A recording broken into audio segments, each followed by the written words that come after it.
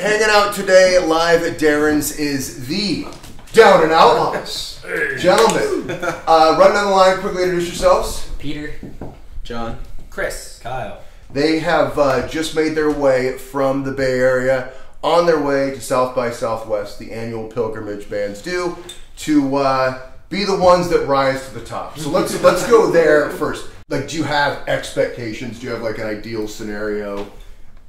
Any goals set out to? Because South by is a big commitment. I mean, you're driving out to Austin, Texas, and you're putting a lot on the line.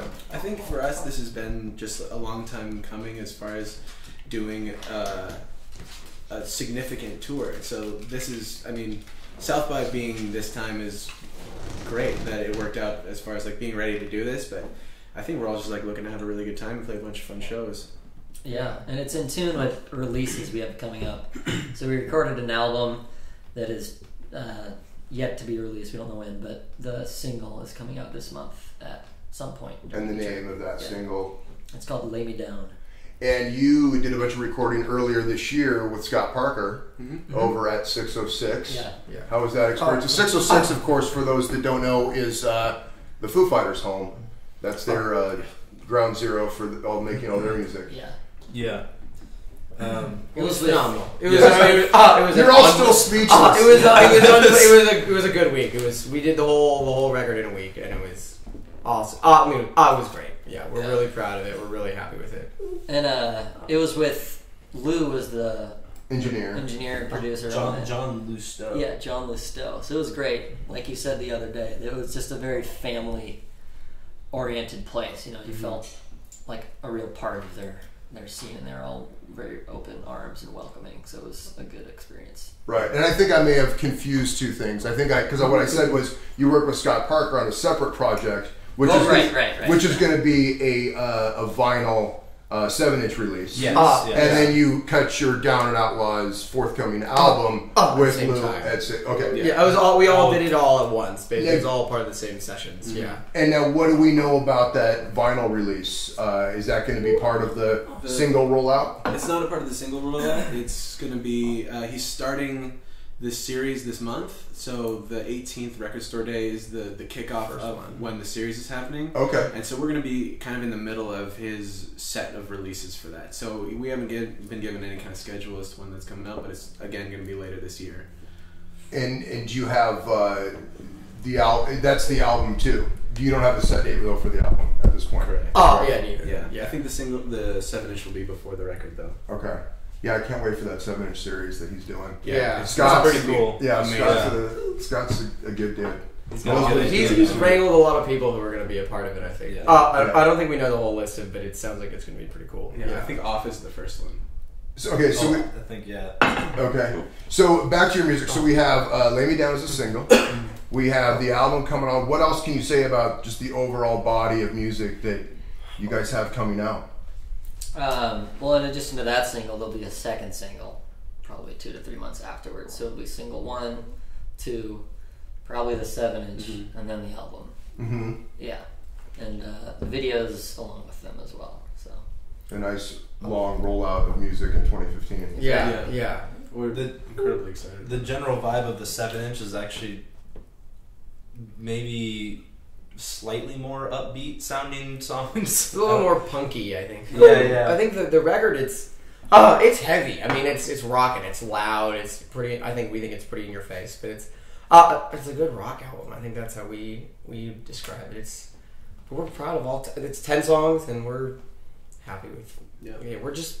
How did you decide at 10? Was there maybe should we put 11? Because some full length albums, 10's kind of that cutoff point where they can go up to 15, 20 songs. We spent a year writing how many 30, 25 songs, and we narrowed it down, and we figured no need to go long. I mean, people's attention spans are short. Keep it short and to the point. There's no of course, you have the 30-minute epic on there. The secret track. And the 3 or 4 secret tracks. That's the whole B-side. Yeah. All the 9 songs are on the A-side. I remember Cracker put out an album, and they had. Remember when you used to have to track through to get the songs? They had track 88, was like some instrumental. And track 89 was Euro Trash Girl, which was like a classic song. But enough about Cracker. Let's talk about the music that you guys are playing today. Let's the first song, or let's just break down the tracks that you're gonna play. Yeah. Roll That Stone. Which was one that I brought to the table towards the end of our writing for the record. It's a very like rhythmic, and I mean, like growing up, I was really obsessed with like Native American culture and the drums especially. So that was kind of where I drew inspiration for that, was this kind of like big chant and like kind of like lost vibe. So that was where the lyrics and the kind of feel came from for that song.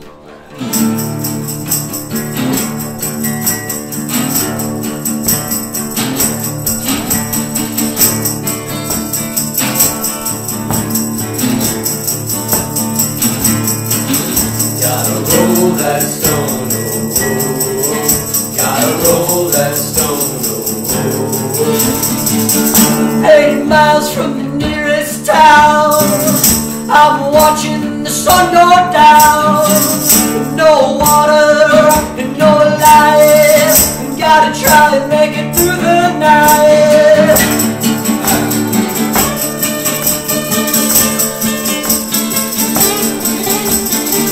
Well, I've been walking for 7 days, broken down in so many ways. Sick to my stomach, sick in the head. You better know, man, I ain't dead, not yet. Gotta roll that stone, oh, oh, oh. Gotta roll that stone, oh, oh, oh. Gotta roll that stone, oh, oh, oh. Well, I'm in way over my head, into nothing but trouble. If I sin still one more time, I'm off the head on the double. Gotta roll that stone, oh, oh, oh. Gotta roll that stone, oh, oh, oh. Gotta roll that stone, oh, oh, oh. Gotta roll that stone.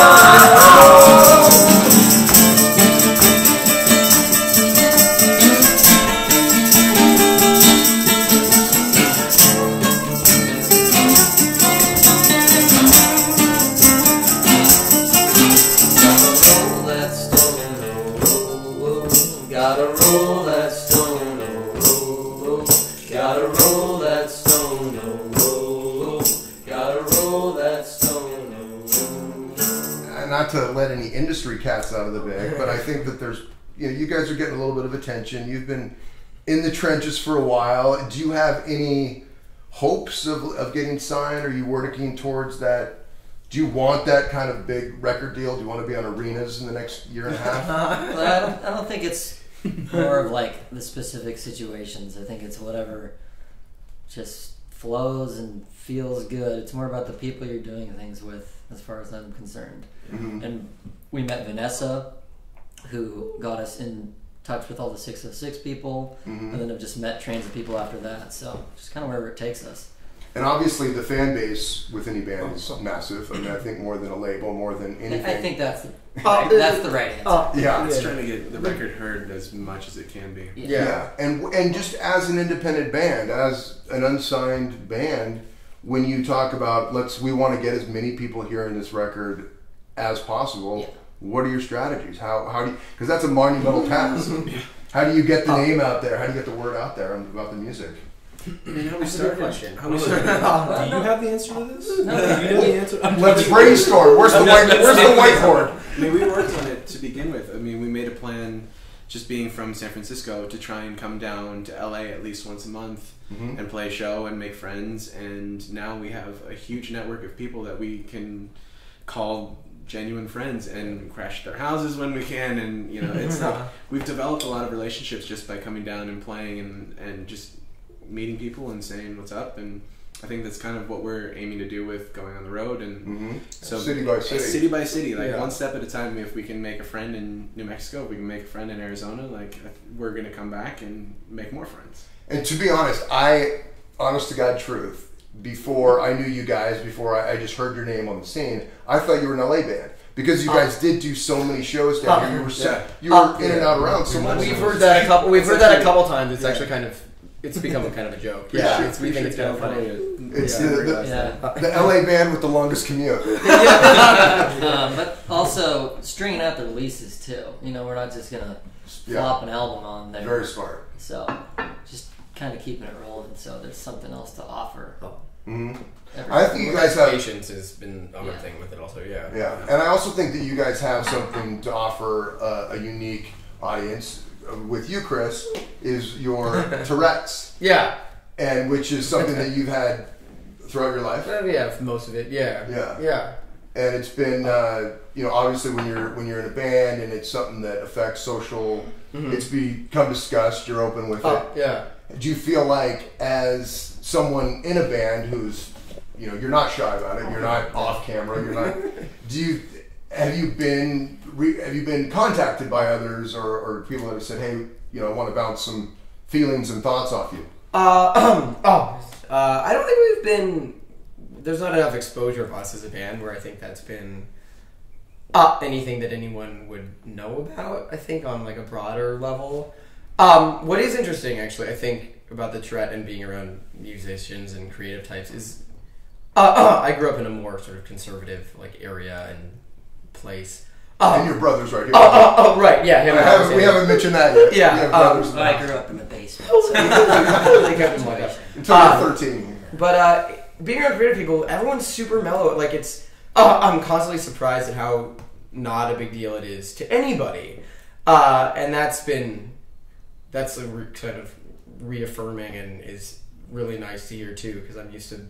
In certain situations, people get like weirded out by it, but when you're among musicians and creative, like professional creative people, right? People don't worry about it as much. But yeah, with regards to being contacted by other people, it hasn't really happened yet because I don't think there, no one outside, mostly of our sort of relatively small network, is aware of it. But I mean, hopefully, if someone sees this or hears it, like by all means, I always love talking about it, even to just strangers or whatever. It's always makes for interesting conversation. Yeah, I mean, I think anything that's kind of separates people, whatever sort of affliction it is, whether it's blind or deaf or 80, whatever it is, it's good to know that there's other people, like stuttering, for example. There's other people out there that they can identify with. I just learned recently that like one of the top trial attorneys in the United States has bad dyslexia. Malcolm Gladwell?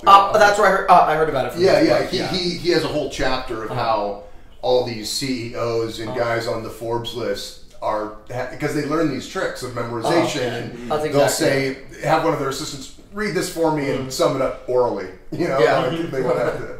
But you were said that obviously in the artist community there's a lot of support and it's never been an issue, but growing up, was there, you hear so much about people getting bullied and picked on for any little thing. I mean, was that I think the way I always thought about it was that in high school there's always something someone can pick on you for. There's always, someone can find a reason to make fun of you. So I think at some level that was mine, but I don't think about it because when I talk with other people, they're like, "Oh yeah, my life sucks because of this other thing," So being just wearing it on my sleeve, basically, because I can't hide it. It's interesting how other people will tell me about their own version of whatever they've gone through.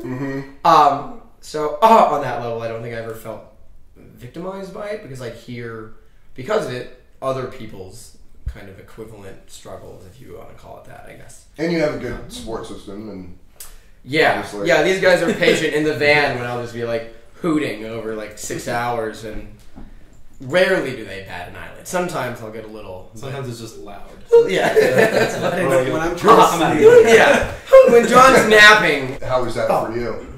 Nothing. We talked about that before. It's like if you grow up with something, that's just the norm, so it doesn't. Your friend, you could have a sibling that is literally a square box with legs. If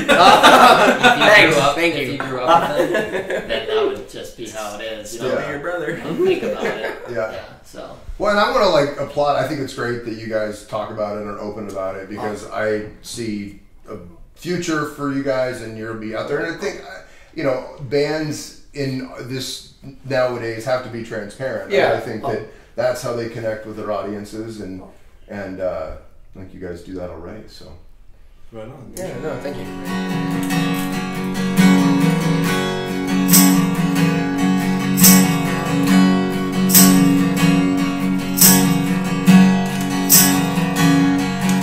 Peel back your face and look at life you used to have.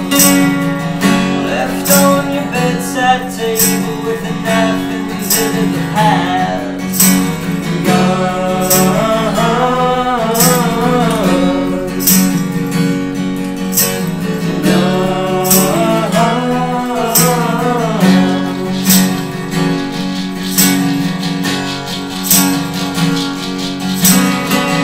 Call up an old best friend as you twitch and you bite your tongue. Can't talk them on my way as he tries to remember your name.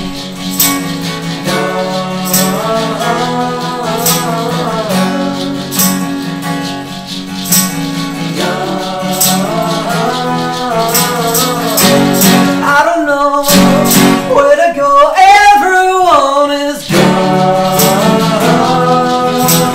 All moved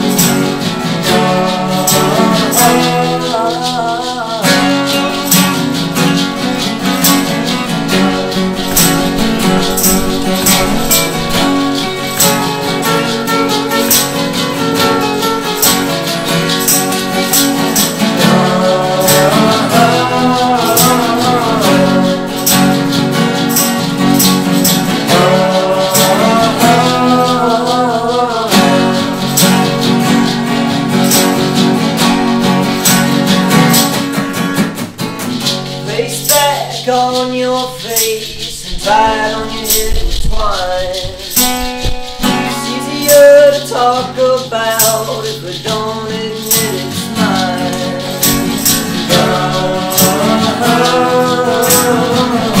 All I can hope for now is a place that's in my head. Feel free to take your shoes off, leave them by the bed.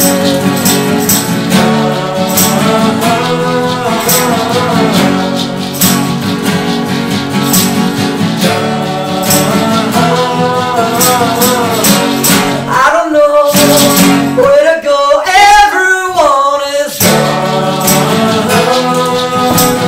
Oh,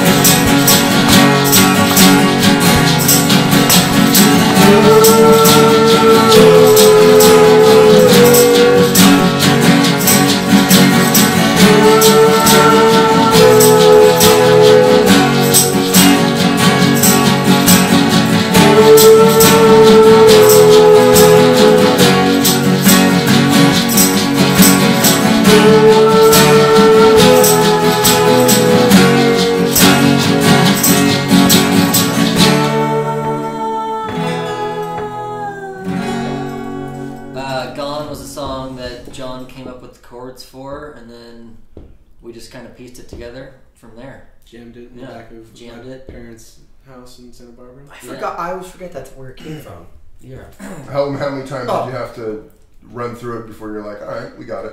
Months. I think that was yeah, a it good took a example while. of Yeah. where It evolved. That's kind of Yeah. how our process goes a lot, where we like to sit on it till it finds its real home Mhm. down the Yeah. road. I mean, there was a guitar melody that Yeah. I was playing that ended up being a vocal melody. You know, just things just change over time. Another song called "Every Time I Use You," which is the mellowest song on the actual record, but they're all on it. Mhm. So And by mellow, do you mean, how do you define mellow? Is Every it time I- ballad? Is it? Yeah, I mean, it's kind of like a folky acoustic song, and then the other two are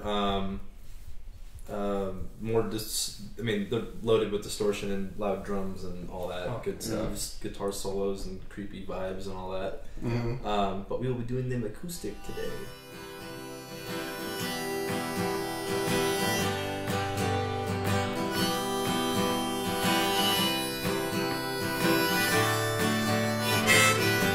Well, every time I use you, time you break, every time my lights turn out, they keep me awake. I'm trying to stumble home to you.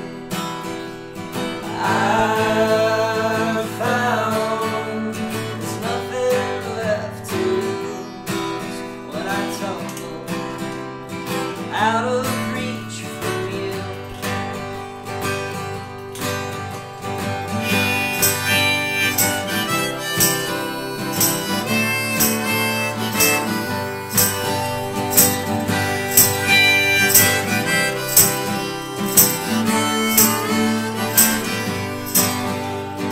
Every precious moment, every precious cry, on every precious bone I broke, we just can't hide.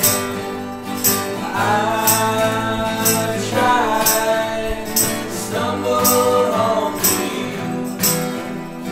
I found there's nothing left to lose when I tumble out of reach from you.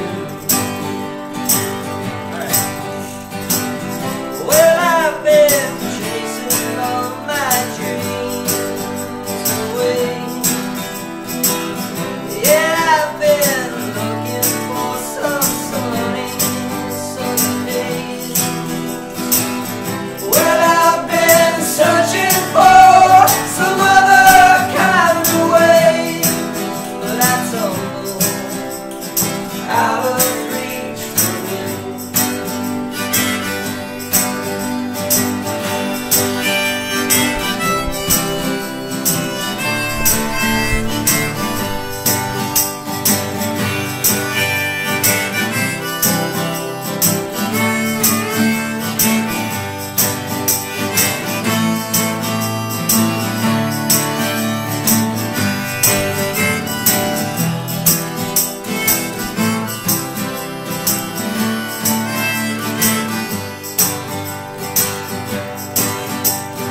I'm trying to stumble home to you.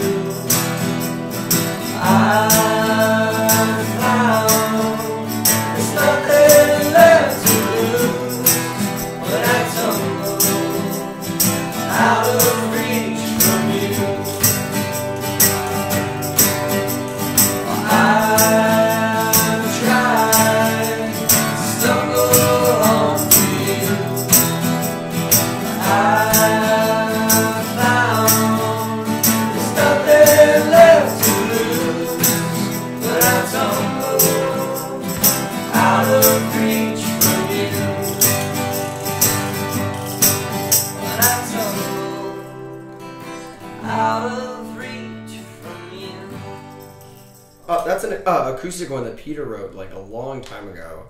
And I think we weren't even really thinking of it much for being on the record, but I think one of us stumbled across it and we're like, we have to include this. It's just different, but it fits, and and then we just kind of incorporated it to include all four of us. But that one was Peter, and it just, I'm glad we incorporated it. Yeah, it's got a different feel, but it manages to fit in the whole very well. It's the Band-Aid for the album. I like to put it. Nice. It's the hangover cure. Yeah. Feeling like you've been beaten to a pulp, and then you get this very nice melodic, like big build up of it's almost like a bar song towards the end. Yeah. Everybody's singing along. Yeah. We add keys, and it's really nice. It's a beautiful song. But beyond South by, are you continuing the tour, continuing the live shows as you're releasing this music throughout the year?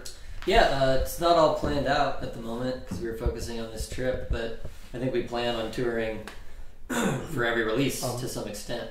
But also with the hope that other things will come around that we can jump on to further those plans. We'll definitely tour, I'm sure, longer for the actual release of the album. And that will be this year. So Great. This is our first time doing this all, it's all in-house. Vanessa was really helpful, but it was, it's us doing the planning, and it's been difficult and time consuming. And hopefully next time if we want to do a long one, we can get even more help, hopefully from whoever, however that shakes out. I think that's also the long-term goal. Absolutely. Well, I'm sure the Down and Outlaws will be through a town or city near you. If you're at South by Southwest, find out where these dudes are playing, check them out, and thank you guys. Look them up, downoutlaws.com. Yes, sir. Yeah, and all the social media links are there. Thanks, guys. Absolutely. Thank you.